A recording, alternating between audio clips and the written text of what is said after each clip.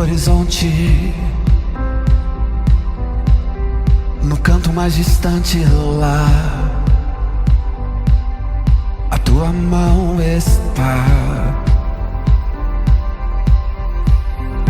Lá, acima do universo, nas linhas de um verso lá, a tua mão está. Se eu for ao céu ou ao mais profundo mar, ali tua mão está, ali tua mão está. Nem sempre eu posso ver, mas além do meu olhar, sim, Senhor, a tua mão está, a tua mão está. Na imensidão do firmamento, no tempo, em todos os momentos lá, a tua mão está. Agora o lá é aqui. Lá, no coração que chora, no abraço que consola lá, a tua mão está. Se eu for ao céu ou ao mais profundo mar, sim, Senhor, ali tua mão está, ali tua mão está. Nem sempre eu posso ver, mas além do meu olhar, a tua mão está,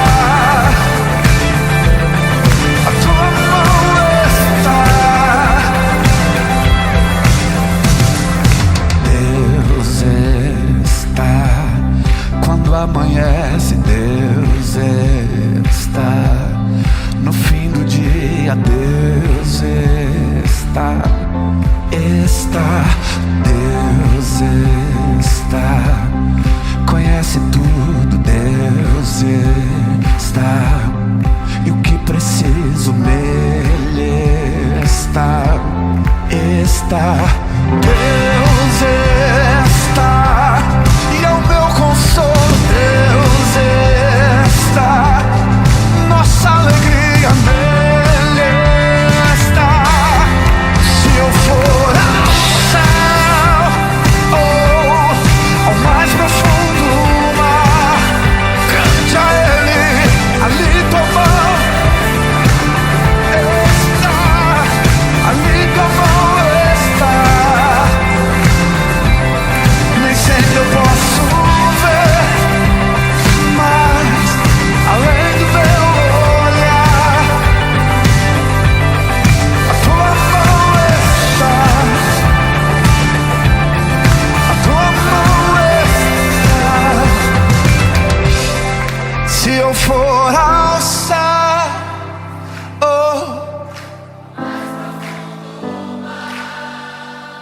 ali, Senhor,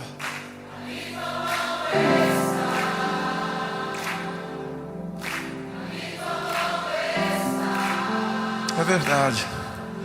Nem sempre eu posso ver, mas além do meu olhar, a tua mão está,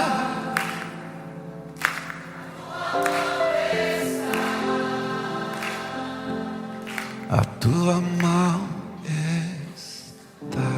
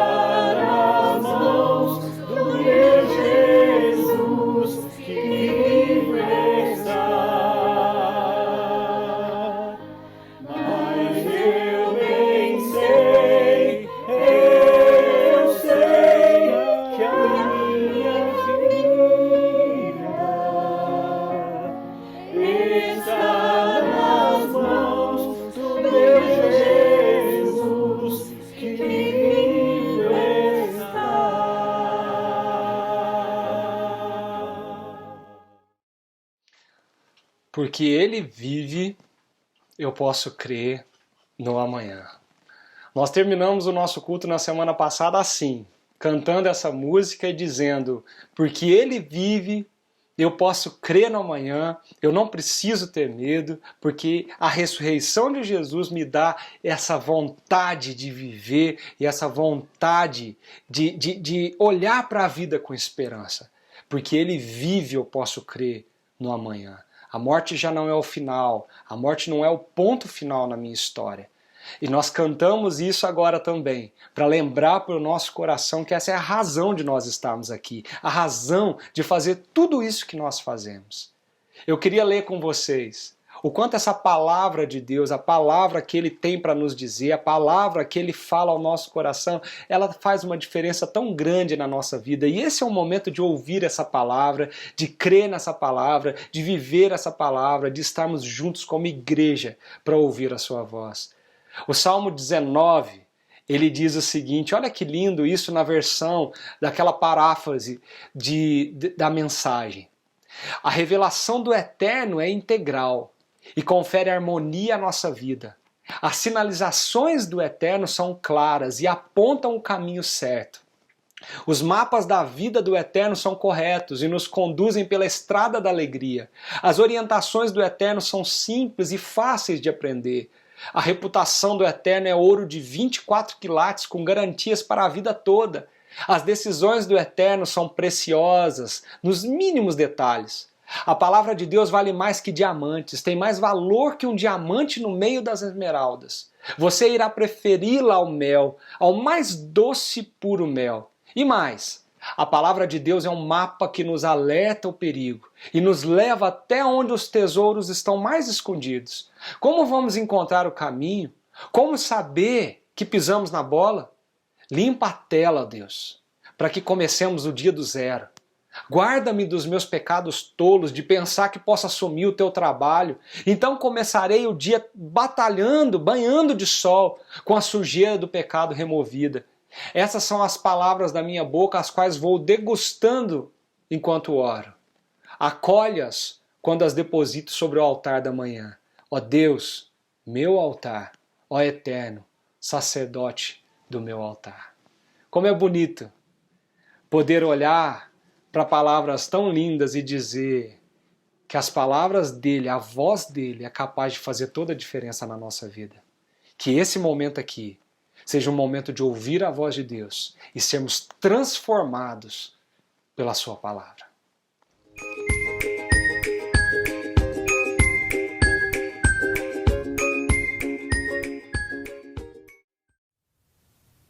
Deus está aqui, aleluia. Tão certo como aqui eu respiro,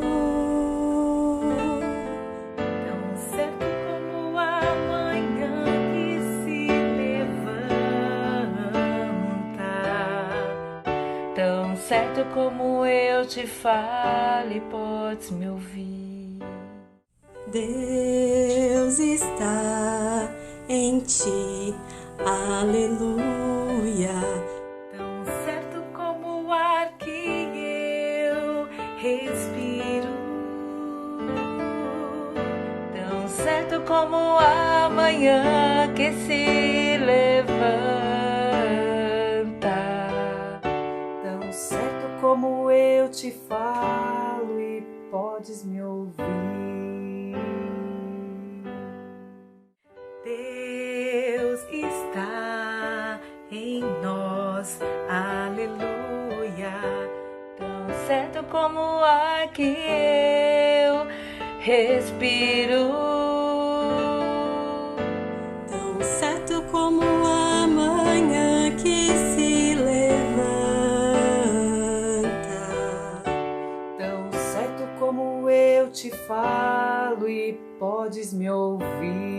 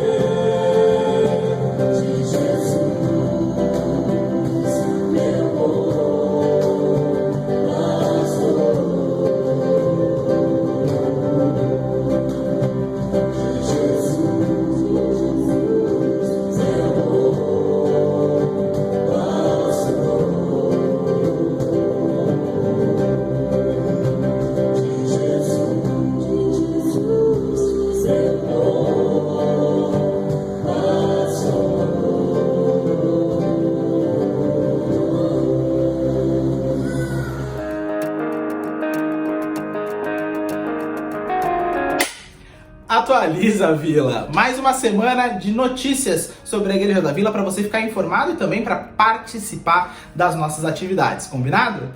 Bom, gente, nas últimas semanas muita gente procurou a liderança da igreja para falar sobre a questão de doação, né? Ajudar projetos sociais, ajudar famílias em situação de vulnerabilidade, como que a igreja podia se engajar num projeto dessa natureza, já que tem muita gente precisando nessa pandemia, inclusive entidades que recebem ajuda e que tiveram essa ajuda diminuída por causa da crise, da pandemia e de tudo isso que a gente está vivendo. O Conselho da Igreja decidiu apoiar um projeto chamado Sopão Eis-me Aqui. É um projeto que surgiu na Igreja Presbiteriana do Centenário há muitos anos e desse jeito que o nome diz, como um sopão. Os membros da igreja doavam a comida, outros preparavam e outros distribuíam para pessoas em situação de rua. Ao longo dos anos esse projeto foi mudando e hoje eles inclusive apoiam com cesta básica, né, alimentos que fazem parte da cesta básica, algumas entidades dessas que ajudam na recuperação de pessoas que estão tratando vício em álcool, em drogas, entre outras coisas.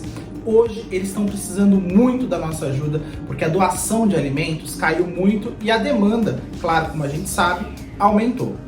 Para doar e para participar, eu queria muito que você colocasse isso como um objetivo no seu coração, visse as suas possibilidades e participasse com a gente.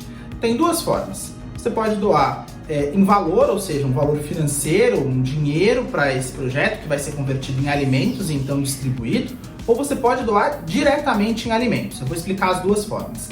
Para doar em dinheiro, você pode fazer um depósito de qualquer valor na conta da Igreja da Vila. Esse dinheiro vai ser diretamente encaminhado para o pessoal do projeto, combinado? Como é que eu faço para identificar que esse valor que você está colocando na conta da igreja é para o projeto e não para nenhuma outra coisa, não é o seu dízimo, não é uma oferta? Você vai, na hora de fazer o depósito ou a transferência bancária ou até o Pix, porque dá para fazer Pix, colocar 21 centavos a mais. Então, ao invés de doar R$5, você vai doar R$5,21. Ao invés de doar R$10, você vai doar R$10,21. Vai ser o nosso código para saber que todas as doações com valor quebrado em 21 centavos são para o projeto do Sopão. Combinado? Ah, Léo, poxa, mas eu queria doar em alimento. Também é possível, fique tranquilo. Aí eu vou te pedir para mandar uma mensagem ou para dar uma ligada para o pastor Leandro. É ele quem vai organizar a logística para que a gente faça com que o alimento que você tem na sua casa chegue para as pessoas que precisam. Seja a gente passando e recolhendo de alguma forma, indicando alguém do projeto para recolher diretamente, ou se você puder levar até um ponto de coleta, fique tranquilo, a gente dá um jeito. O importante é estar disposto a ajudar. Então coloca isso como um objetivo aí de oração na sua semana.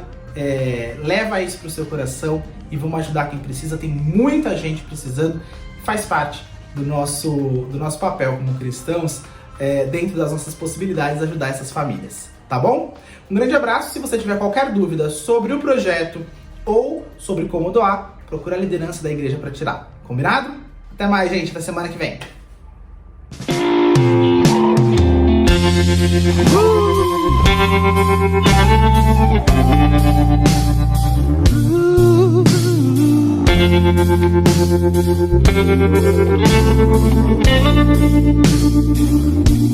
Um dia a gente aprende a confiar em um Deus que faz milagres, que ouve a nossa oração, que se faz presente aqui.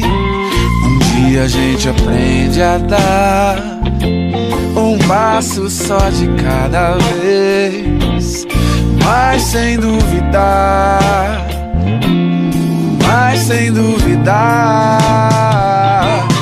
que Ele continua sendo bom, que Ele continua sendo Deus, que Ele continua sendo bom, que Ele continua sendo Deus. Oh, yeah, yeah.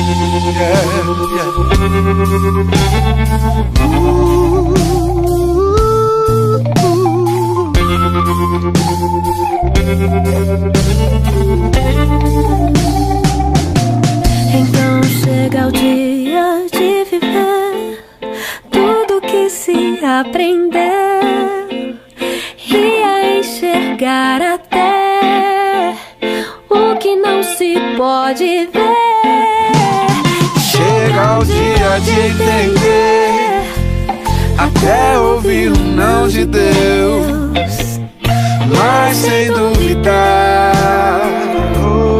mas sem duvidar, que Ele continua sendo bom, que Ele continua sendo Deus, que Ele continua sendo bom, que Ele continua sendo Deus, que Ele continua sendo bom, que Ele continua sendo Deus, que Ele continua sendo bom, que Ele continua sendo Deus.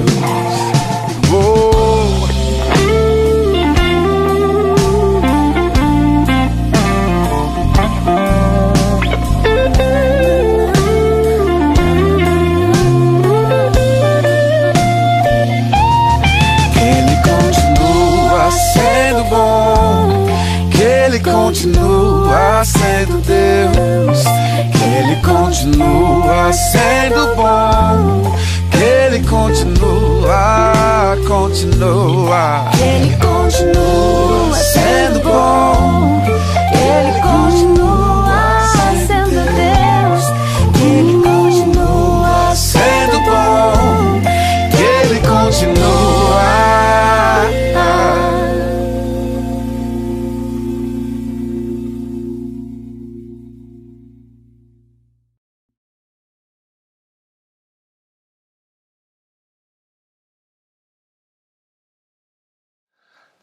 Como é bom poder acreditar nessa verdade que nós acabamos de ouvir numa forma tão bonita, uma canção tão linda que fala: Ele continua sendo bom, Ele continua sendo Deus, mesmo quando a gente não está entendendo, mesmo quando a gente não percebe, mesmo quando tudo parece estar estranho e fora do lugar.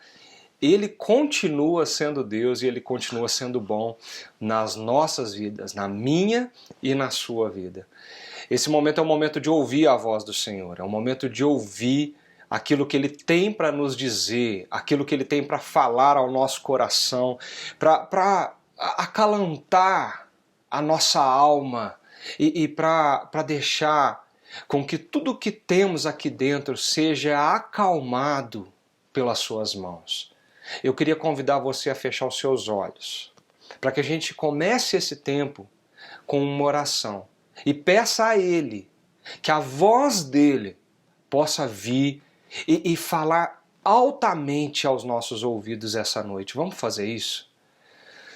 Senhor Jesus, eu quero humildemente pedir ao Senhor que o Senhor agora esteja conosco nesse momento de uma forma especial, porque nós queremos ouvir aquilo que o Senhor tem para falar ao nosso coração.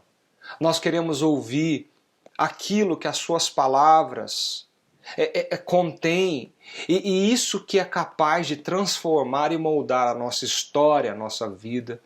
Nós queremos, ó Deus, abafar todo o ruído e tudo aquilo que pode nos impedir de ouvir a Tua voz, para que nesse momento nós escutemos somente o que o Senhor tem para nos dizer. Fala conosco, Pai. Fala conosco. A gente te pede em nome de Jesus. Amém. Jesus ressuscitou. Foi isso que nós conversamos, refletimos e pensamos um pouquinho na semana passada.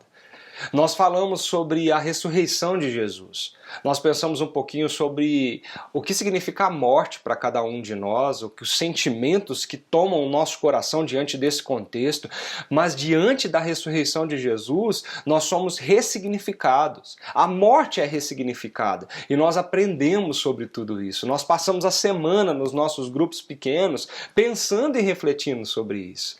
Nós pensamos nesses sentimentos, nós pensamos no medo, nós pensamos tudo isso que envolve o contexto da ressurreição de Cristo.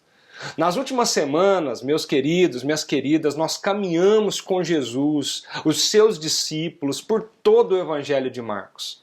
do seu batismo até a sua ressurreição, nós nos colocamos no caminho ali com Jesus, nessa história linda, maravilhosa, que pode mudar a nossa vida quando ela é compreendida de uma forma total, completa e assimilada na nossa forma de viver, na nossa forma de compreender as coisas, compreender o mundo. Uma das coisas que me chama muita atenção quando nós caminhamos com Jesus na sua história, principalmente quando nós passamos ali pelo Evangelho de Marcos, é a intensidade da ênfase que ele tem de nos mostrar que o nosso grande aprendizado nessa caminhada é o relacionamento íntimo e profundo que nós podemos ter com ele. Permanecei em mim e eu permanecerei em vós. Ele mesmo disse isso. E tudo que sempre Jesus ensinou para os seus discípulos, para nós, ele continua nos ensinando hoje, aqui. E tudo que ele sempre quis que nós aprendêssemos é o quanto ele quer que nós tenhamos um relacionamento íntimo e profundo com ele. O que mais importa em toda essa história, o que mais importa em toda essa assimilação pelas nossas vidas, é o quanto nós estamos tendo um relacionamento com Jesus, um relacionamento com ele. Antes de partir para a cruz, Jesus mesmo reúne os seus discípulos e fala com eles sobre isso. Isso está lá em João, no Evangelho de João, de um jeito tão lindo. Ele diz assim: o meu mandamento é este, amem-se uns aos outros como eu os amei. Ninguém tem maior amor do que aquele que dá sua vida pelos seus amigos. Preste atenção nisso. Vocês serão meus amigos se fizerem o que lhes ordeno. Eu já não os chamo de servos, porque o servo não sabe o que o seu senhor faz. Em vez disso, eu os tenho chamado amigos, porque tudo o que ouvi do meu Pai, eu lhes tenho oferecido, eu lhes tornei conhecido. Vocês não me escolheram, mas eu os escolhi para irem e darem frutos. E o fruto permaneça, a fim de que o Pai lhe conceda o que pedirem em meu nome. Essa frase é muito forte. Jesus diz para eles: amem-se uns aos outros como eu os amei. Ninguém tem maior amor do que aquele que dá a sua vida pelos seus amigos. Jesus nos considera amigos, Jesus nos chama para ser amigos. Jesus nos chama para ter esse relacionamento onde nós não somos simplesmente servos, mas nós somos mais que servos, nós somos amigos de Deus, amigos de Jesus. Os discípulos acharam que tinham entendido tudo isso. Mas quando eles se depararam com todos os sentimentos que envolveram os últimos dias de Jesus, pensa, gente, a sua prisão, o seu sofrimento, quando eles encararam a morte, a cruz, frente a frente, tudo o que aconteceu naqueles dias, eles ficaram confusos, perdidos, perplexos, temerosos, amedrontados. Já se passaram alguns dias que ele morreu. E parece que toda a esperança dos discípulos foram junto com Jesus para dentro daquele túmulo. Eles estavam frustrados, desanimados, decepcionados, por que não dizer tristes? Essa história que nós vamos ler e vamos ouvir e vamos pensar nela um pouquinho, ela bem fala sobre esse sentimento que envolveram os discípulos, que envolveram o coração deles e que os deixaram perplexos diante dos últimos acontecimentos. E ela se encontra em Lucas, capítulo 24, do versículo 13 ao versículo 35. É uma história muito conhecida e eu queria lembrar vocês de algumas coisas muito importantes diante de todo esse contexto que nós estamos vivendo, que essa história tem para nos ensinar. Vamos ler esse texto juntos? Acompanhe comigo. Naquele mesmo dia, 2 deles estavam indo para um povoado chamado Emaús, a 11 quilômetros de Jerusalém. No caminho, conversavam a respeito de tudo o que havia acontecido. Enquanto conversavam e discutiam, o próprio Jesus se aproximou e começou a caminhar com eles. Mas os olhos deles foram impedidos de reconhecê-lo. Ele lhes perguntou: sobre o que vocês estão discutindo enquanto caminham? Eles pararam, com os rostos entristecidos. Um deles, chamado Cleopas, perguntou-lhe: Vem cá, você é o único visitante em Jerusalém que não sabe das coisas que ali aconteceram nesses dias? Que coisas? Perguntou ele. Responderam eles: o que aconteceu com Jesus de Nazaré? Ele era um profeta, poderoso em palavras e em obras diante de Deus e de todo o povo. Mas os chefes dos sacerdotes e as nossas autoridades o entregaram para ser condenado à morte e o crucificaram. E nós esperávamos que era ele que ia trazer a redenção a Israel. E hoje é o terceiro dia desde que tudo isso aconteceu. Algumas das mulheres entre nós nos deram um susto hoje. Foram de manhã bem cedo ao sepulcro e não acharam o corpo dele. Voltaram e nos contaram ter tido uma visão de anjos, que disseram que ele está vivo. Alguns dos nossos companheiros foram lá também ao sepulcro e encontraram tudo exatamente como as mulheres tinham dito, mas não viram nada. Ele lhes disse: como vocês custam a entender e como demoram a crer em tudo que os profetas falaram. Não deveria o Cristo sofrer essas coisas para entrar na glória? E começando por Moisés e todos os profetas, explicou-lhes o que constava a respeito dele em todas as Escrituras. Ao se aproximarem do povoado para o qual estavam indo, Jesus fez com que iam mais adiante. Mas eles insistiram muito com ele: fique conosco, pois a noite já vem, o dia já está quase findando, fica aqui em casa. Então ele entrou para ficar com eles. Quando estava à mesa com eles, tomou o pão, deu graças, partiu e deu a eles. Então os olhos deles foram abertos e o reconheceram, e ele desapareceu da vista deles. Perguntaram-se um ao outro: não estava queimando nosso coração enquanto ele nos falava no caminho e nos expunha as Escrituras? Levantaram-se e voltaram imediatamente para Jerusalém.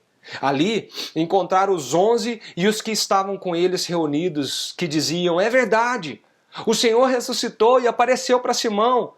Então os dois contaram o que tinha acontecido no caminho e como Jesus fora reconhecido por eles quando partiram o pão.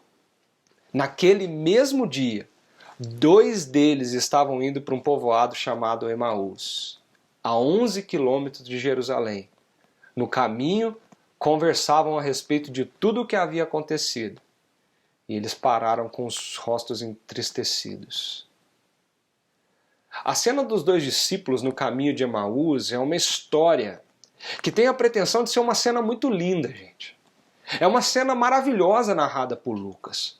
Assim como a cena do filho pródigo, que é um contexto lindo, maravilhoso, é um drama de encher o nosso coração e os nossos olhos de lágrimas. O nível do drama aqui é muito profundo, ele tem todos os elementos necessários para uma boa série do Netflix e um excelente filme. Ele tem sofrimento, suspense, perplexidade. A luz parece que vai surgindo aos poucos e depois, na segunda metade da narrativa, começam ações inesperadas a acontecer, um reconhecimento atônito vem, um alvoroço de alegria e atividade. É uma história maravilhosa, singular, fascinante e também um modelo para muito do que significa ser cristão desde aquele dia até o dia de hoje. Pense bem. Nós estamos diante da história do lento e triste desânimo por causa do fracasso das esperanças humanas. O coração daqueles homens se encheram desse fracasso, desse desânimo, dessa tristeza. E nós estamos agora diante do que aconteceu com eles para que tudo isso fosse revertido. A crucificação de Jesus não só havia carregado as esperanças daqueles homens. Agora ele estava morto. Ele se foi. Era mais triste do que isso. Se seria Jesus quem iria redimir Israel, então ele deveria derrotar os pagãos. Ele não podia ter morrido nas suas mãos. Como muitos em Israel, eles liam a Bíblia pelo ângulo errado. Aqueles homens não conseguiam enxergar a realidade. Viam ela como uma longa história sobre como Deus redimiria Israel do sofrimento. Mas na verdade, em vez disso, a história é como sobre Deus redimiria Israel por meio do sofrimento. Em particular, por meio do sofrimento que seria imputado a ele, como representante de Israel, o Messias, Jesus. Por ver tudo isso de forma errada, distorcida, talvez numa perspectiva errônea, aqueles homens encheram seu coração de sentimentos que não precisavam estar ali. Os seus corações estavam cheios de esperanças frustradas. Meus amigos, o caminho de Emaús é um caminho da desistência do discipulado. Eles desistiram de seguir Jesus como os discípulos, de continuar essa missão, de permanecer no caminho dos discípulos de Jesus. É um caminho de sonhos desfeitos, de esperança morta. O caminho de Emaús é um caminho de falência dos projetos pessoais, dos projetos nacionais, daqueles homens e mulheres que acham que não tem mais jeito, que parou, chega, acabou.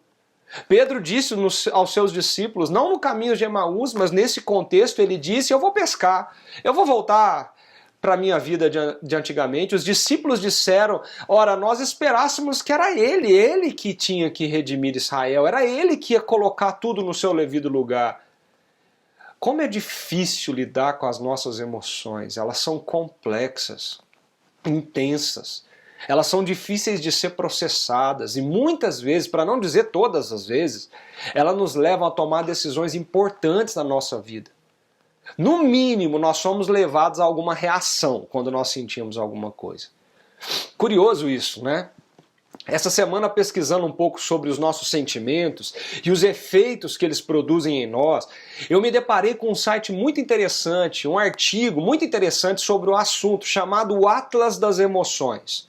Esse site é fruto de um estudo bem sério que foi realizado pela Universidade da Califórnia, nos Estados Unidos. O grande pesquisador envolvido em todo esse projeto, ele se chama Dr. Paul Ekman. Ele foi o consultor, não sei se você sabe disso, mas ele foi o consultor na produção do conteúdo, de todo o conteúdo envolvido daquele filme da Pixar chamado Divertidamente, onde as emoções dentro da mente daquela adolescente, elas brigam e são construídas para poder perceber que todas elas são importantes na construção de quem nós somos. Ele realmente promoveu essa pesquisa, e uma pesquisa ampla, que constatou uma coisa, que não importa o seu contexto cultural, o lugar que você nasceu, como você cresceu, não importa. Todo ser humano apresenta igualmente algumas emoções que todo mundo passa por elas e são submetidos a elas, quando as situações da vida chegam. Eles listam pelo menos 5 dessas emoções que são comuns a todos nós. O medo, o nojo, a tristeza, a raiva e a alegria. Parece que são emoções impressas por Deus na nossa constituição humana mais básica. Lendo um pouquinho sobre isso, pesquisando o site do Atlas das Emoções, lendo sobre o artigo que ele escreveu e a pesquisa que ele fez, o que eu achei interessante nos seus estudos, nos estudos do Dr. Paul, foi ver como nossas emoções elas se desenrolam em uma linha, envolvendo um gatilho que leva a uma experiência emocional. E que ao interagir com o nosso contexto e também com as bases de dados emocionais que a gente possui dentro da gente, elas produzem uma resposta, seja ela construtiva, destrutiva ou ambígua. É quando a gente passa por uma experiência, essa experiência provoca em nós alguma emoção. E essa emoção é provocada porque existe um contexto que a gente está vivendo. Talvez alguém que a gente perdeu recentemente, talvez a gente está vendo um filme que nos deixou emocionalmente mais instável, a gente acabou de brigar com alguém, ou seja, um contexto. Isso soma as experiências que nós já tivemos, estão todas guardadas dentro do nosso coração. Isso produz um sentimento, ativa um desses sentimentos e nos imerge nele. Mas sempre esse sentimento provoca em nós uma reação. Nós reagimos a esse estado que nós estamos. Seja fazendo algo que construa positivamente na nossa vida ou que seja um pouco destrutivo a toda a nossa vida. Pensa aí na sua vida e pensa se as coisas não acontecem mais ou menos assim. A grande questão aqui é que nós constantemente, no nosso dia a dia, seja criança, adolescente, jovem, adulto ou pessoas mais velhas, nós constantemente atingimos pontos de saturação emocional. Nós nos saturamos, nós chegamos no limite. E é muito importante entender que esse processo, ele exige de nós uma intervenção. Quando a emoção é desencadeada, nós nos colocamos sob o domínio dela. Quando você está com raiva, você está com raiva, você está tomado pela raiva. Quando você está triste, parece que a tristeza te domina.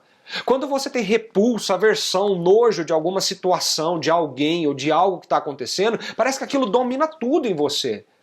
E isso limita a nossa capacidade de pensar com clareza, escolher como reagir. E se nós não intervirmos nessa linha, nesse ciclo, nós vamos ser... É como se nós fôssemos jogados a uma ação sem muito contexto, sem muito pensamento, e talvez nós decidimos por coisas erradas.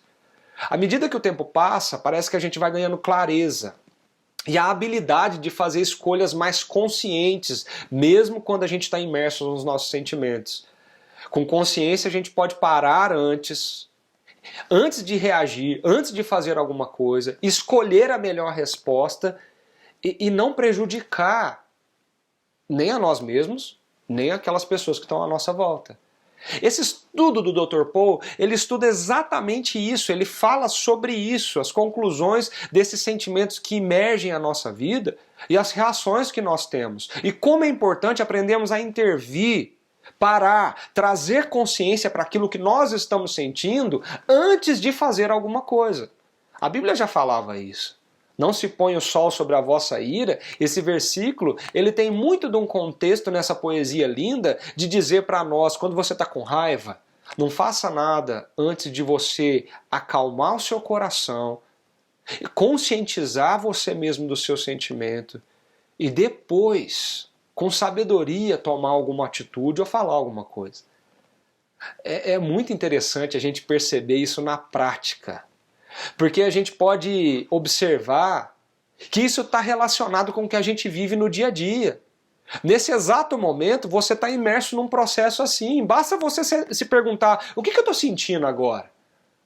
O que eu queria chamar a nossa atenção é para o fato de quando nós estamos sob o domínio desse sentimento, no limite das nossas emoções, quando o nosso corpo, a nossa mente sofre os efeitos dessas emoções e o quanto isso limita a nossa capacidade de pensar e de agir. A Bíblia já dizia isso, a psicologia mostra isso e nós vivemos isso no nosso dia a dia, todo dia. Nós vivemos isso nessa situação terrível que nós temos passado diante da pandemia. Nós estamos no limite das nossas emoções, nós estamos nos limites emocionais, nós somos tomados pelo medo, pela insegurança, nós somos tomados pela tristeza, nós somos tomados pela indignação, pela raiva. E quando nós estamos imersos nesses sentimentos, sem uma intervenção consciente da nossa parte ou até externa, nós podemos tomar decisões precipitadas e terríveis. Os discípulos, amigos de Jesus, no momento da sua prisão, eles foram tomados pelo medo de uma forma tão grande que a reação deles foi o quê? Fugir, se esconder. Eles não estavam lá na cruz com Jesus. As mulheres que nós vimos na semana passada também foram envolvidas por sentimentos muito intensos, fortes, os limites emocionais. E isso prejudicou a forma delas verem o contexto e tomarem decisões corretas. No primeiro momento, o que aquelas mulheres fizeram? Elas fugiram, elas foram para casa e elas sequer obedeceram ao anjo que disse para elas que elas deveriam contar para os discípulos o que tinha acontecido. Aqui nós estamos diante de 2 discípulos do grupo mais amplo de Jesus, não dos 11, mas do grupo mais amplo que acompanhavam Jesus. E que eles também foram envolvidos por uma tristeza muito profunda, muito grande. E como eles reagiram a toda essa situação? Eles decidiram voltar.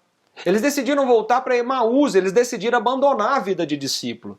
Eles decidiram para tudo com isso, essa história não é verdade, ele morreu, ele não está aqui, ele deveria ter redimido Israel, mas não redimiu, e agora nós estamos aqui com as nossas esperanças frustradas, os nossos corações despedaçados. Sabe o que a gente tem que fazer? Vamos voltar para casa. Chega dessa história de Messias, chega dessa história de o Salvador, o Senhor, ele ainda não chegou, ele vai vir, mas vamos embora. Vamos voltar para casa, vamos voltar para Emaús, que é a nossa cidade, vamos virar essa página, vamos continuar a vida. Mal sabia esses 2 discípulos que caminhavam por aquela estrada que uma intervenção externa estava prestes a acontecer e um sobrenatural estava prestes a acontecer no coração dele. Gente, nós também estamos assim de alguma forma. Nós também estamos num processo como esse. Nós estamos vivendo esse limite, as nossas emoções. Nós estamos encarando essa linha do tempo entre um e vários eventos que desencadeia reações físicas, mentais. Tem sido muito comum nós olharmos para nós mesmos no espelho e sentir dores no peito. Sentir dores de cabeça constante. Nós estamos sentindo um cansaço físico que não tem explicação. Nós estamos chorando, às vezes sem um motivo concreto. Dá aquela vontade de chorar. Nós estamos sentindo no nosso corpo os efeitos dos limites emocionais que nós estamos chegando, porque já faz mais de 1 ano que nós temos notícias e sobre notícias que nos abalam, arrancam de nós as nossas esperanças.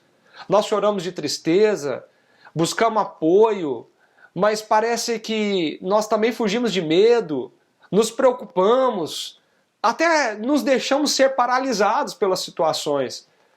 Nós vivemos tudo o que esses discípulos viveram e estão passando. Aqueles 2 discípulos, eles são a nossa representação. O que nós somos, o que nós estamos vivendo. Por isso que essa história é tão importante para nós.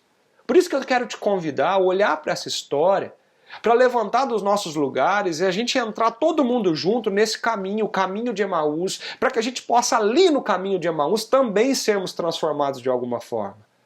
Os 2, ali naquele caminho, tinham vivido com Jesus, andado com Jesus. Eles tinham ouvido da própria boca de Jesus aquelas palavras. Mas a gente vê o relato deles, da decepção e da frustração que eles sentiam no seu coração e que envolveram a sua vida naquele dia. Ele mesmo disse, Cleopas disse isso, disse: nós estamos tristes por causa do que aconteceu com Jesus de Nazaré. Ele era um profeta. Ele era poderoso em palavras, poderoso em obras, diante de Deus e diante de todo mundo. Mas os chefes dos sacerdotes, as nossas próprias autoridades, o entregaram para ser condenado à morte, o crucificaram ele. Nós esperávamos que era ele que ia trazer a redenção de Israel. Percebe que eles não esperavam que ele ia ressuscitar? Já é o 3º dia depois que tudo isso aconteceu. Umas mulheres foram lá no sepulcro e deram um susto na gente falando que ele tinha ressuscitado. Mas ninguém viu ele. Percebe o que está causando todo esse sentimento de tristeza neles? Esse sentimento que levaram ele a decidir retroceder a sua vida para antes de Jesus? A tristeza tinha percorrido um caminho profundo no seu coração. O desapontamento pela morte de Jesus passou pelo desânimo e sentimentos de impotência, desesperança, desalento, angústia. Por quê? Porque eles também concentraram seus pensamentos nos lugares diferentes daqueles que Jesus disse para eles olhar. Eles não entenderam, eles não absorveram, eles ainda acreditavam que Jesus era um profeta poderoso, somente um profeta, que faria de Israel uma nação livre de novo, uma nação com sua terra própria, como foi um dia, mas que hoje já não era mais. Eles foram frustrados, porque não conseguiam perceber quem de fato Jesus era e o que ele estava fazendo. Nós precisamos aprender com tudo isso, gente. Nós precisamos nos perguntar o que em mim é igual a esses discípulos, o que dentro do meu coração eu estou sentindo como eles. Tristeza, medo, frustração, decepção, angústia, dor. O que eu estou sentindo aqui dentro do meu peito? Será que estamos vendo o que realmente nós deveríamos ver diante de tudo isso que nós estamos passando? Ou será que nós estamos tão imersos nos nossos sentimentos e eles estão nos limitando a enxergar a verdade, a realidade do que nós estamos vivendo? Percebe isso? Essa é a grande pergunta que eu queria que você fizesse para o seu coração hoje. O que realmente você está sentindo? O que levou você a sentir isso que você está sentindo? Será que existe alguma intervenção que nós podemos fazer para trazer consciência ao nosso coração, para que a gente possa ter uma reação construtiva e saudável na nossa vida? Mas presta atenção. Alguma coisa aconteceu ali que mudou tudo nessa história. Tudo. Se nós voltarmos no texto, tem um estranho que se coloca ali do lado deles. O texto fala assim: no caminho, conversavam a respeito de tudo o que havia acontecido. E enquanto conversavam e discutiam, o próprio Jesus se aproximou e começou a caminhar com eles. Mas os olhos deles foram impedidos de reconhecer. Gente, pensa que loucura foi isso que aconteceu ali com aqueles dois homens naquele caminho. Foi quase que imperceptível, eles estavam caminhando, conversando, eu fico imaginando o que eles estavam falando um para o outro, eles estavam dizendo do quanto estavam tristes, o quanto estavam frustrados, o quanto eles esperavam por esse momento, o quanto eles realmente depositaram a esperança deles naquele homem que foi morto naquela cruz, mas que agora já não está ali mais. Tudo passou. Pensa nos diálogos que poderiam estar acontecendo naqueles 11 quilômetros. 11 quilômetros que era a estrada de Jerusalém até Emaús. Pensa nisso. Agora eles discutiam sobre isso, agora eles pensavam sobre isso, agora eles falavam, eles conversavam sobre isso. Mas não era um diálogo fácil. Não era algo fácil para eles. Eles estavam muito chateados, muito magoados. Eu fico imaginando como eles estavam se sentindo. Mas eles não perceberam, mas alguém se aproximou e começou a caminhar com eles. A gente não tem noção de quando isso aconteceu, quando esse homem começou a caminhar com eles. Foi desde o começo desse caminho, foi desde que eles saíram de Jerusalém, foi na metade do caminho, eu não sei. Eu sei que a viagem era longa. E esse homem se colocou ali do lado e ouvia o que eles estavam falando, a ponto de perguntar para eles o que eles estavam discutindo, o que eles estavam conversando. O fato é, gente, o fato é que a gente precisa aprender uma coisa muito importante aqui, quando nós estamos imersos na nossa tristeza, quando estamos imersos no nosso medo, quando nós estamos imersos na angústia, quando nós estamos imersos nas nossas emoções. Que Jesus, ele disse que estaria do nosso lado e ele se coloca do nosso lado nas mais diversas situações da nossa vida. Nos momentos mais difíceis, nos momentos mais terríveis, nos momentos de profundo choro e dor e sofrimento, Jesus está lá do nosso lado. Ele está caminhando com a gente. Nos momentos de medo, de insegurança, quando você tem que tomar uma decisão importante na tua vida, Ele também está lá, caminhando do teu lado. Ele se coloca do nosso lado quando os nossos filhos nascem e nós somos tomados pela euforia da maternidade ou da paternidade, quando nós quando nós temos um benefício no nosso trabalho, quando nós comemoramos o aniversário de alguém querido. Gente, Ele está lá do nosso lado também. A Bíblia é muito clara quando fala que Deus estaria com a gente em toda e qualquer situação. Essa é uma verdade, esse é um fato. Ele prometeu isso para os seus discípulos, como a Bíblia promete isso desde o começo de todas as coisas. Eu queria lembrar isso para você, eu queria lembrar isso para o meu coração, principalmente no momento tão difícil que nós estamos enfrentando. Jesus está conosco no caminho de Emaús. Jesus está do nosso lado caminhando com a gente. Jesus está ouvindo o nosso coração, ouvindo a nossa mente, Jesus está ouvindo as nossas discussões, Jesus nos acompanha para onde nós vamos. Jesus está no trânsito comigo quando eu estou dirigindo. Jesus está dentro do elevador quando eu estou chegando em casa. Percebe a força e o poder que existe nessa verdade?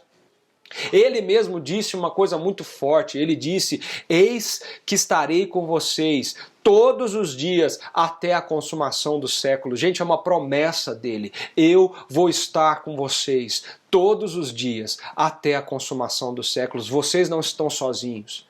Eu estou do lado de vocês, eu estou caminhando com vocês, eu estou andando com vocês. Preste atenção nessa verdade. Eu gosto muito do texto que está em Isaías 43. É uma profecia linda esse texto, vale a pena você lê-la em casa. Mas olha que forte alguns versículos desse texto quando fala assim: não tema, pois eu resgatei. Eu chamei você pelo nome. Você é meu. Quando você atravessar as águas, eu estarei com você. Quando você atravessar os rios, eles não vão te encobrir. Quando você andar através do fogo, você não vai se queimar. As chamas não o deixarão em brasas. Pois eu sou o Senhor, o seu Deus, o Santo de Israel, o seu Salvador. Por isso, não tenha medo, pois eu estou com você, diz o versículo 5. Não tenha medo, pois eu estou com você. Meu amigo, minha amiga, o problema não é sentir medo, sentir raiva, sentir tristeza. Como eu disse no começo, esses sentimentos fazem parte da nossa constituição humana. De alguma forma, Deus colocou esses sentimentos enraizados em nós. Esses sentimentos estão aqui, seja para nos proteger, seja para nos ensinar. Depois que o pecado entrou no mundo, todos esses sentimentos viveram bagunçados dentro de nós. Mas o fato é o que nós fazemos com eles. Como nós trazemos consciência a tudo isso que nós estamos vivendo e todos esses sentimentos que estão na nossa vida. Olhando para essa verdade, nós vemos que Deus nos promete claramente: eu vou estar com vocês. Jesus disse isso. O profeta Isaías gritou isso para aquele povo de Israel: não tenha medo, porque eu estou com você. Eu gosto muito de uma poesia, ela já foi transformada em canções por vários músicos, mas uma poesia tão bonita chamada Rastros na Areia. E com certeza você já ouviu essa poesia em algum momento da sua vida, mas eu queria lembrar ela para vocês. Olha só que linda essa poesia que fala um pouquinho disso. O sonho que tive essa noite foi um exemplo de amor. Sonhei que na praia deserta eu caminhava com o nosso Senhor. Ao longo da praia deserta, quis o Senhor me mostrar cenas por mim esquecidas. De tudo que fiz nessa vida, Ele me fez recordar. Cenas das horas felizes e a mesa era farta na hora da ceia. Por onde eu havia passado ficaram 2 pares de rastros na areia. Então o Senhor me falou em seus belos momentos passados. Para guiar os seus passos, eu caminhava ao seu lado. Porém, minha falta de fé tinha que aparecer quando passavam as cenas das horas mais tristes de todo o meu ser. Então ao Senhor reclamei, somente seu rastro ficou. Quando eu mais precisava, quando eu sofri e chorava, o Senhor me abandonou. Naquele instante sagrado que Ele me abraçou dizendo assim: usei a coroa de espinhos, morri numa cruz e duvidas de mim? Filho, esses rastros são meus. Ouça o que eu vou te dizer. Nas suas horas de angústias, eu carregava você. Eu gosto tanto dessa poesia, porque ela fala ao nosso coração. Jesus está do nosso lado. E quando você menos imagina, Ele te coloca no colo.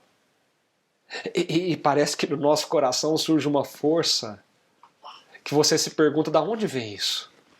Da onde eu tive força para enfrentar aqueles dias? Da onde eu tirei força para conseguir ir até aquele hospital? Da onde eu tirei força para conseguir falar com aquela pessoa? Da onde eu tirei força para conseguir lidar com essa situação na empresa? Você já passou por isso, eu tenho certeza. Sabe por quê? Nesses momentos Jesus estava carregando você. Porque a força não era sua, mas a força era dele. Gente, Jesus se colocou do lado daqueles discípulos. Jesus se coloca do lado da minha e da sua vida. Ele está caminhando com a gente. Os rastros Ele tem deixado na nossa história de momentos terríveis que nós vivemos, mas que Ele estava lá nos carregando no colo. Mas uma coisa acontece com aqueles homens e acontece com a gente hoje também. A Bíblia fala que os seus olhos foram impedidos de reconhecê-los. E eu fico indignado, eu fico intrigado com esse versículo. O quê? Por quê que esses homens não reconheceram Jesus? Será que Jesus estava tão diferente no corpo que ele ressuscitou que ele não era nem reconhecido? Será que a tristeza era tão grande que aqueles homens olharam, mas nem perceberam que era Jesus que estava ali do lado deles? Gente, para mim, diante de todo o contexto que nós estamos conversando aqui, eles não reconheceram Jesus porque quando nós estamos imersos em nossas emoções, as nossas percepções das coisas são alteradas.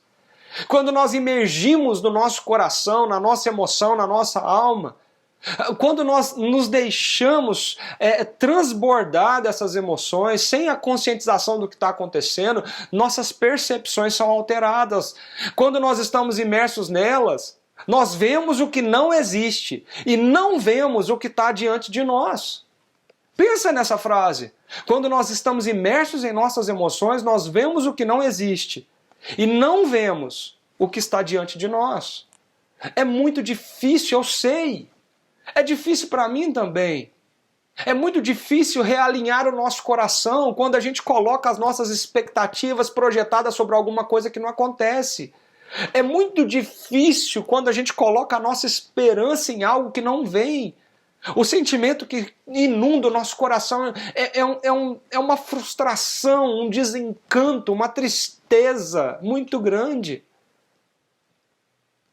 Jesus pode estar do teu lado agora. Jesus está na tua vida agora. Mas talvez você também não está reconhecendo Ele. Jesus pode estar aqui comigo agora e por causa dos meus sentimentos eu posso não estar o reconhecendo. Talvez você pode estar dizendo dia após dia, onde está Deus nessa história? Olha para essa bagunça, onde está Deus nessa história? Por que Deus não olha para o mundo, não olha para São Paulo, não olha para a minha família e não para tudo isso?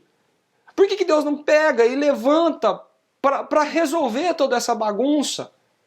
As pessoas estão morrendo, as pessoas estão passando fome, nós estamos vivendo um caos muito absurdo. Às vezes Jesus não vai resolver o caos. Ele vai caminhar conosco no meio do caos. Ele vai se colocar do nosso lado. E no meio do caos ele vai nos segurar, nos proteger, nos dar força para passar por tudo isso. Às vezes nós vamos viver coisas que são além das nossas forças. E sabe o que ele faz? Ele nos carrega no colo. Mesmo que passares pelas chamas, elas não te queimarão. Mesmo que passares pelos rios, você não vai se afogar. E ele diz no versículo 5 de Isaías 43, eu estou com você. Eu não sei o que tem passado no seu coração. Eu não sei a intensidade das suas emoções, mas eu queria convidar você a perguntar para você mesmo. Será que eu estou tão imerso nessas emoções que eu não estou conseguindo perceber Jesus pertinho de mim? Será que eu estou naufragando nessa angústia, nessa ansiedade latente aqui dentro, que eu não estou conseguindo ver que Ele está comigo, que Ele me carrega no colo nos momentos mais terríveis da minha vida? Ele enxuga as minhas lágrimas, Ele cuida da minha alma. Pergunta para o seu coração, o que eu estou sentindo agora? Por que eu não consigo ver Deus em tudo isso que está acontecendo? O que acontece ali naquele caminho nos ensina que duas coisas, pelo menos, para não dizer três, são os passos que nós devemos tomar para sair da imersão desse sentimento e conseguir ser restaurados por Jesus. A primeira delas é quando Jesus chega perto daqueles homens e diz o seguinte, olha o que está escrito no texto.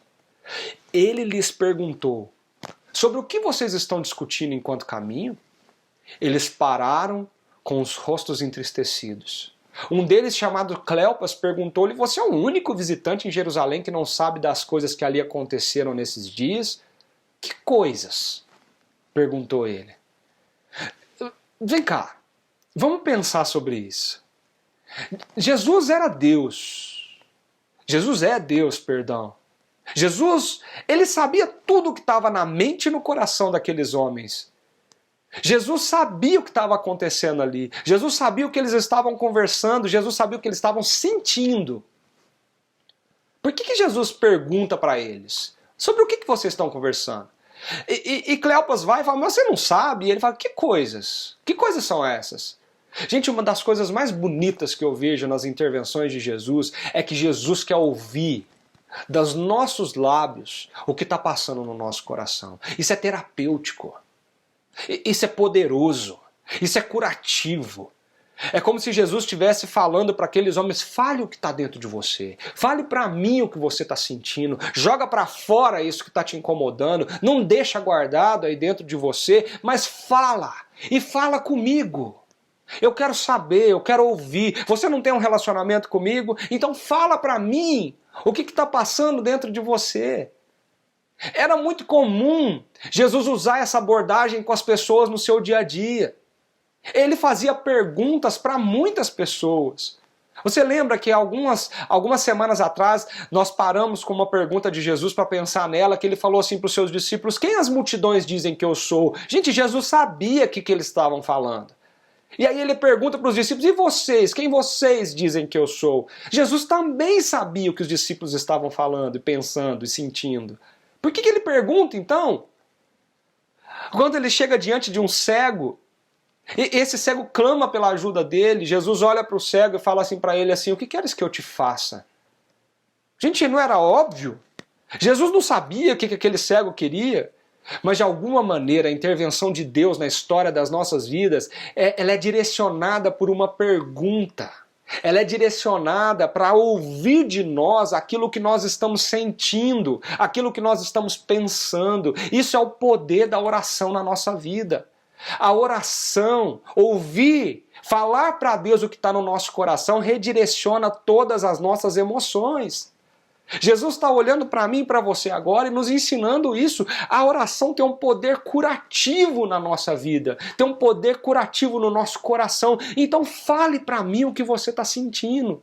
Não tem problema você sentir medo, não tem problema você estar ansioso, não tem problema você estar triste, porque são sentimentos nossos, humanos. Mas a grande diferença está quando você consegue ir para diante daquele que pode resolver o teu coração e dizer para ele, é isso que eu estou sentindo. Eu estou triste, eu estou decepcionado, eu estou frustrado, eu estou com raiva. Por que você tirou essa pessoa da minha vida? Por que ele se foi? É isso que Deus quer ouvir dos nossos lábios. Gente, uma vez lendo um livro de oração, eu li, melhor dizendo, uma frase que nunca mais saiu da minha mente. E essa frase fala o seguinte, que a oração, ela não são simplesmente palavras soltas ao ar. A oração é um lugar de encontro. É um lugar onde nós vamos encontrar com o nosso Senhor. A oração é aquele lugar onde nós fechamos os nossos olhos e imediatamente, por causa de Jesus, nós estamos de frente para o nosso Senhor. A oração é quando você desmonta toda a sua defesa e se apresenta nu, vulnerável, pequeno, impotente, diante daquele que é capaz de fazer tudo na nossa vida. Tem uma música tão linda, que ela chama Falar com Deus, e ela fala assim, na oração eu encontro calma. Na oração eu encontro paz. Orar a Deus faz bem à alma, falar com Deus me satisfaz. Falar com Deus, que privilégio! Abrir a alma ao Criador, sentir que os céus estão abertos e ouvir a voz do Salvador. Grande é o nosso Deus e as obras que Ele faz. O seu amor não tem limites e em seu perdão eu encontro paz. Quando as nossas emoções estão todas bagunçadas dentro de nós, nós somos dominados por elas, limitando a nossa capacidade de ver, de pensar, de decidir, de escolher, de reagir. Gente, sabe o que nós precisamos fazer? Nós precisamos ir até Jesus e dizer para Ele o que está passando dentro de nós. O que queres que eu te faça? A oração, ela cura o nosso coração. Sabe o que Jesus fez com aqueles homens? Jesus perguntou para eles, o que vocês estão conversando? O que está acontecendo com vocês? O que está passando no coração, na alma de vocês? Ou você não sabe que coisas aconteceram? Não, que coisas? Sobre o que é isso? Talvez hoje, nesse exato momento, Jesus também está olhando para mim e para você, e nós, com o nosso coração imerso na tristeza, na decepção, nesses sentimentos malucos, nós falamos assim, mas Deus sabe o que eu estou sentindo, eu não preciso falar nada para Ele. E Jesus está do nosso lado dizendo para mim, falando, Leandro, o que mesmo que está aí dentro? Que coisas? O que você está sentindo? Fala para Ele. Nós temos um relacionamento com Ele, fala para Ele.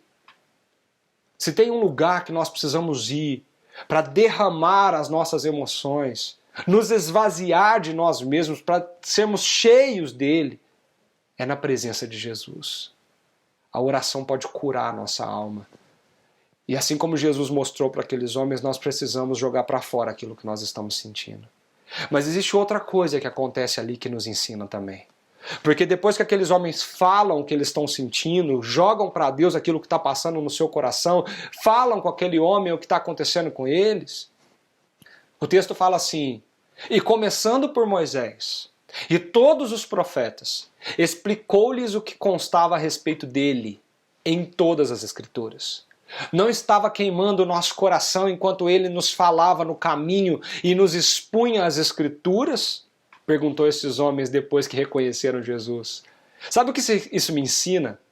É que além de orar, além da oração curando o nosso coração, porque nós nos esvaziamos desses sentimentos que imergem a nossa alma numa paralisia de reação, as Escrituras, elas são capazes de aquecer o nosso coração. As Escrituras são capazes de aquecer a nossa alma. O contato com a palavra de Deus transforma a realidade do nosso coração. Se nós falamos o que nós estamos sentindo, agora Jesus é como se ele estivesse dizendo para aqueles homens, ouça o que eu tenho para dizer para vocês.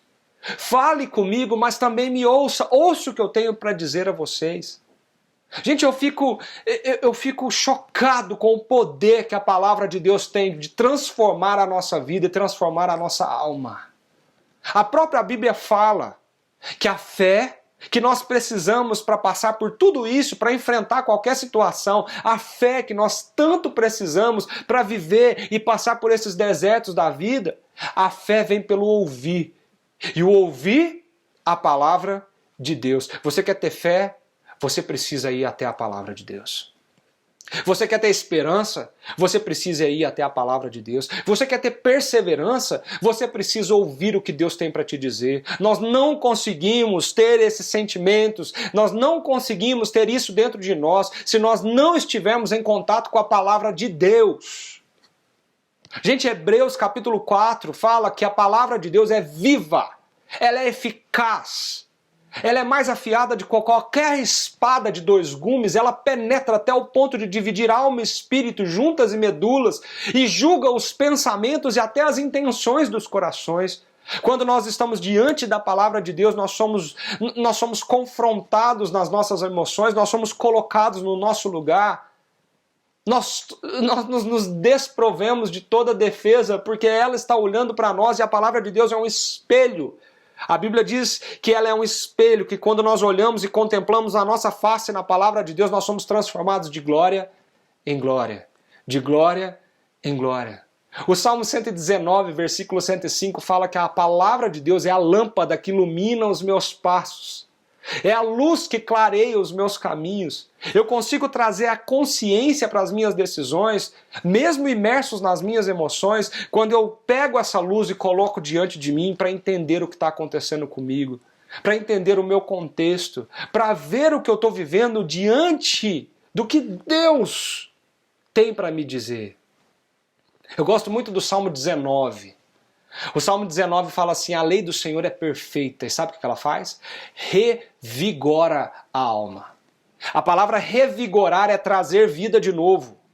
Revive, reviver. Revigorar é trazer vida onde não existe mais vida. E aqui ele está falando das emoções que nos imergem o nosso coração e a nossa mente.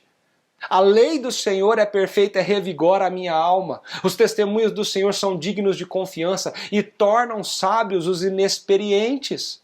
Os preceitos do Senhor são justos e dão alegria ao coração. Os mandamentos do Senhor são límpidos e trazem luz para os nossos olhos. O temor do Senhor é puro e dura para sempre. As ordenanças do Senhor são verdadeiras, são todas elas justas. São mais desejáveis do que o ouro puro, são mais doces que o mel, do que as gotas do favo. Por elas o teu servo é advertido, e há grande recompensa em obedecer-lhes. Gente, sabe o que Jesus estava fazendo com aqueles dois naquele caminho?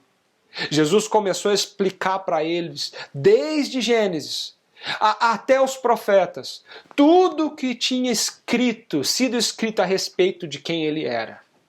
Ele levou aqueles dois para perto da palavra de Deus, para o confronto da palavra de Deus, para a explicação daquilo que eles não haviam entendido. A palavra de Deus foi capaz de arder o coração deles, produzindo fé, para que eles enxergassem e vissem o que eles não estavam conseguindo ver. Se nós queremos passar pelos desertos mais terríveis da nossa vida, nós temos que ir para um lugar.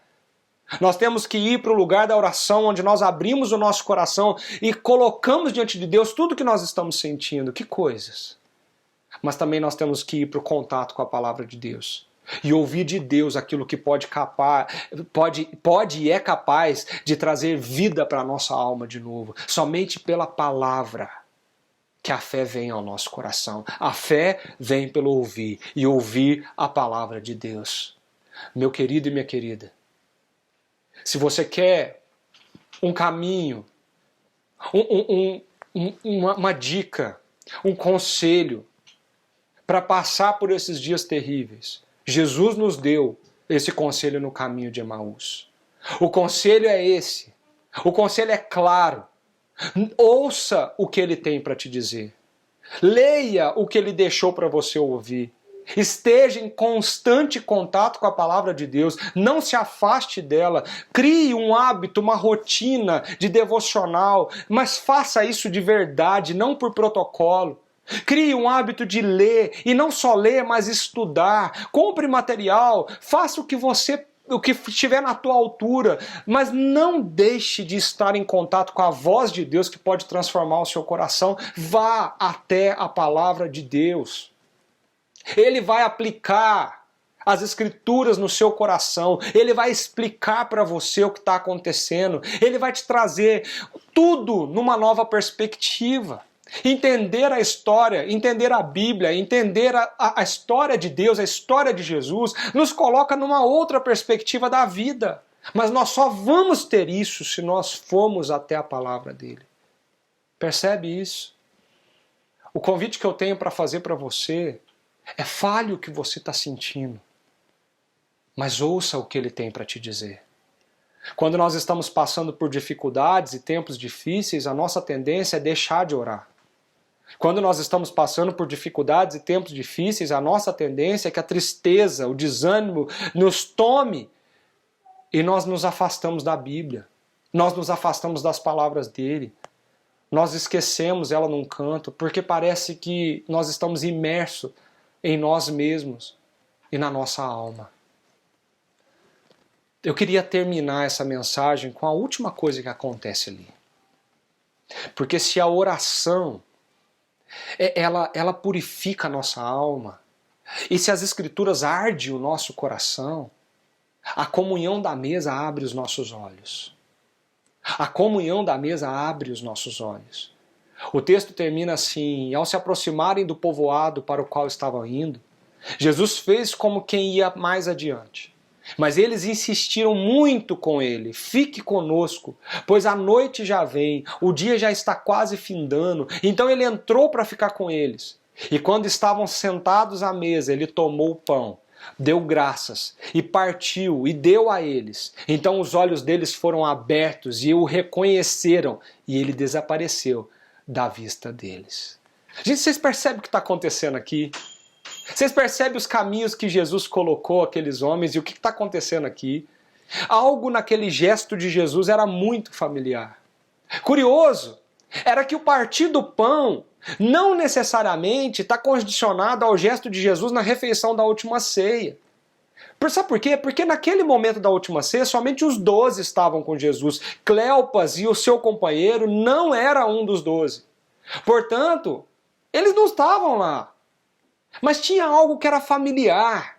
Tinha algo que era muito pessoal, que era escancarado na forma como Jesus participava com seus discípulos na mesa. E aquilo trouxe para aqueles homens, para aqueles 2 discípulos, os seus olhos abertos para reconhecer Jesus. Sabe o que eu aprendo com isso? Eu aprendo que somente quando a gente senta na mesa com Jesus, nós conseguimos reconhecer de fato quem Ele é na nossa vida e o que Ele está fazendo. Nós só conseguimos descansar e sermos curados completamente quando nós estamos com Ele na mesa. E sabe o que a mesa representa na Bíblia? Nós já falamos disso aqui. A mesa é o lugar mais profundo, é a metáfora mais bela da comunhão, do relacionamento de intimidade, de um relacionamento de proximidade. Sabe por que aqueles homens reconhecem Jesus somente quando ele senta na mesa? Porque é ali que os relacionamentos íntimos e profundos acontecem. Quando Jesus faz gestos na mesa, ele reconhece em Jesus. Quando nós vamos reconhecer Jesus em tudo que nós estamos vivendo, quando o nosso relacionamento com Jesus for a prioridade absoluta na nossa vida. Isso nos ensina aquilo que eu já tinha dito aqui no comecinho. Marcos, quando nós lemos a sua história e o seu evangelho, nós vemos a construção de toda essa história, nós vemos Marcos nos ensinar uma coisa. Aprendam a se relacionar com o rei. Aprenda a viver esse relacionamento, porque esse relacionamento vai transformar a sua vida. Jesus passa de um estranho no caminho de Emaús para um conhecido íntimo daqueles homens quando ele senta e parte o pão, quando ele desfruta da intimidade do lar, quando ele senta na mesa onde aqueles homens choram, onde aqueles homens comem, onde aqueles homens eles se debruçam, eles reclamam, eles extrapolam tudo que estão dentro de si. O que Jesus quer é fazer parte dos momentos mais íntimos e profundos da sua vida. Ele quer sentar na sua mesa. Ele quer fazer parte do relacionamento com você.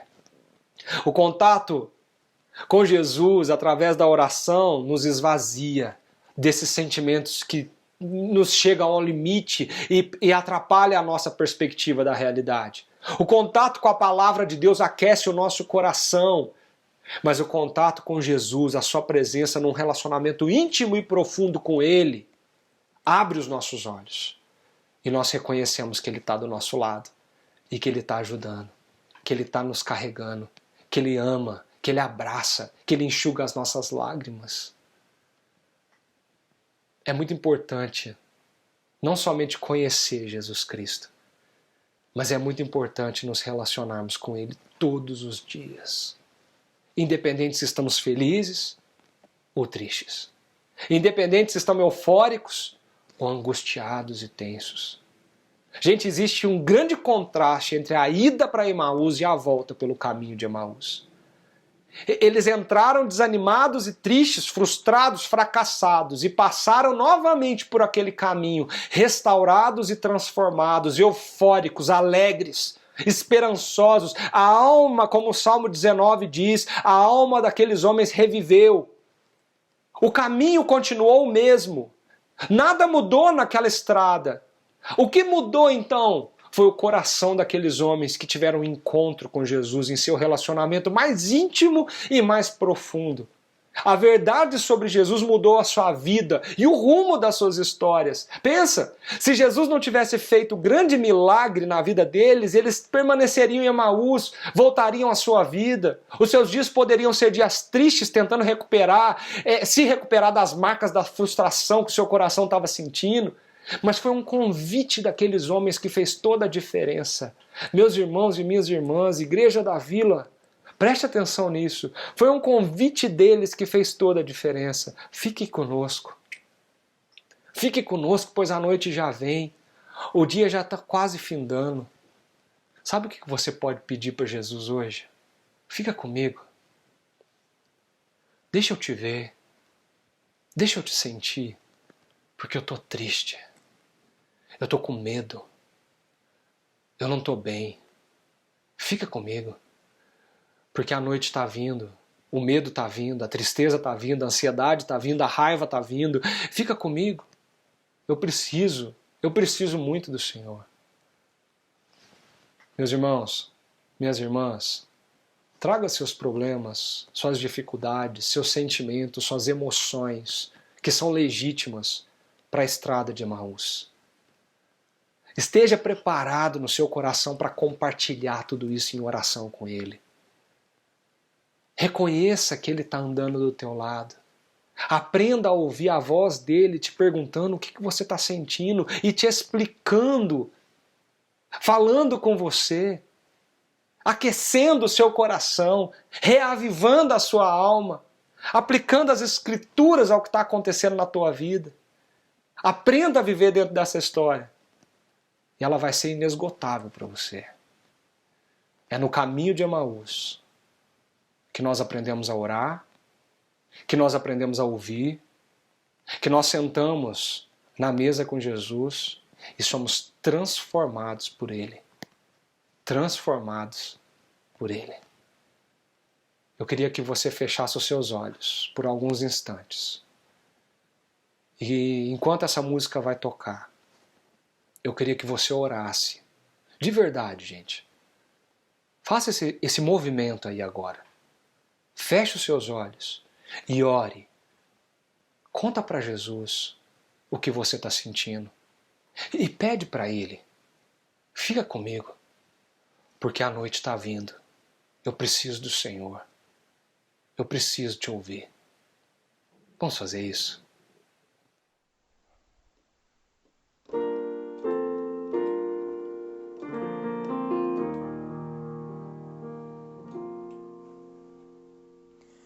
Na oração encontro calma, na oração encontro paz. Orar a Deus faz bem à alma, falar com Deus me satisfaz.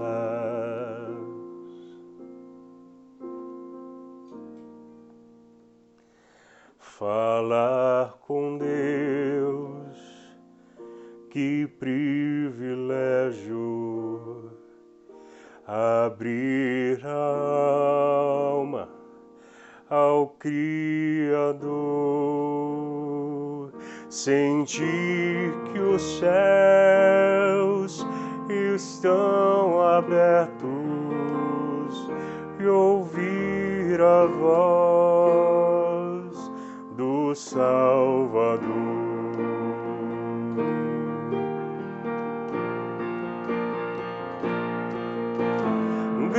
Grande é o nosso Deus e as obras que Ele faz, o seu amor não tem limites e em seu perdão encontro paz.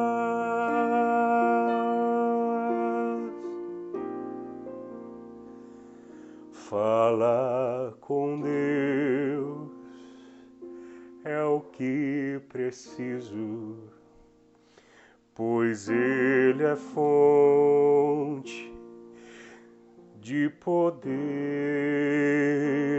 Só nele a vida faz sentido, pois me dá forças pra viver.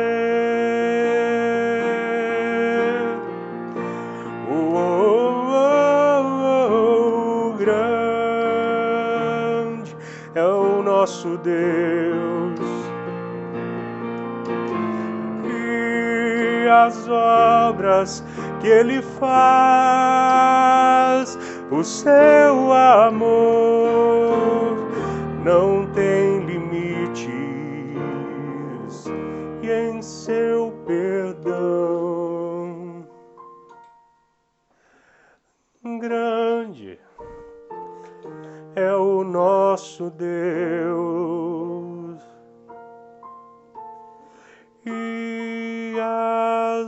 obras que Ele faz. O seu amor não tem limites, e em seu perdão encontro paz.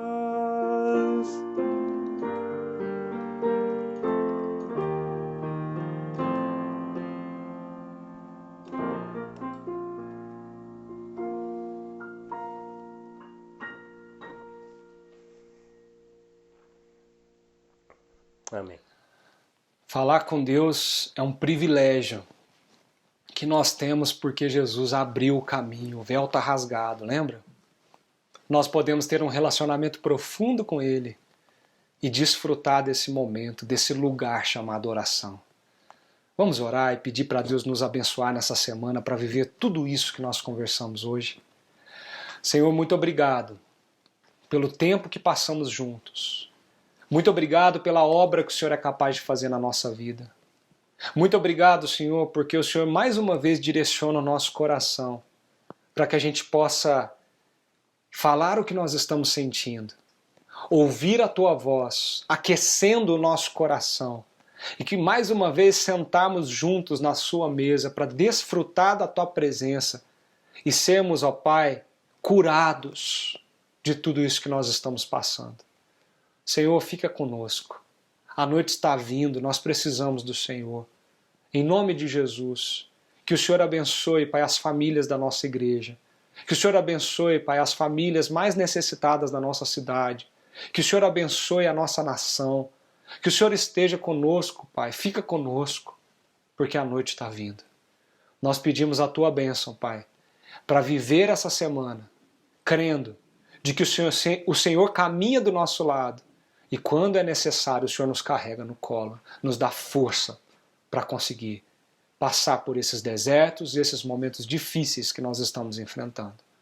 Essa é a nossa oração, pedindo a Tua bênção. E agora, Igreja da Vila, que a graça do Senhor Jesus, o nosso Senhor, o nosso Salvador, o amor de Deus, o nosso Pai, e a presença do Espírito Santo, o nosso Consolador, esteja com todos nós, com cada um de nós, hoje e sempre. Amém. Que Deus abençoe muito a sua vida, que Ele encha e preencha todos os espaços do seu coração e que essa semana seja uma semana de muitas e muitas bênçãos para você e para a sua família. Fica com Deus.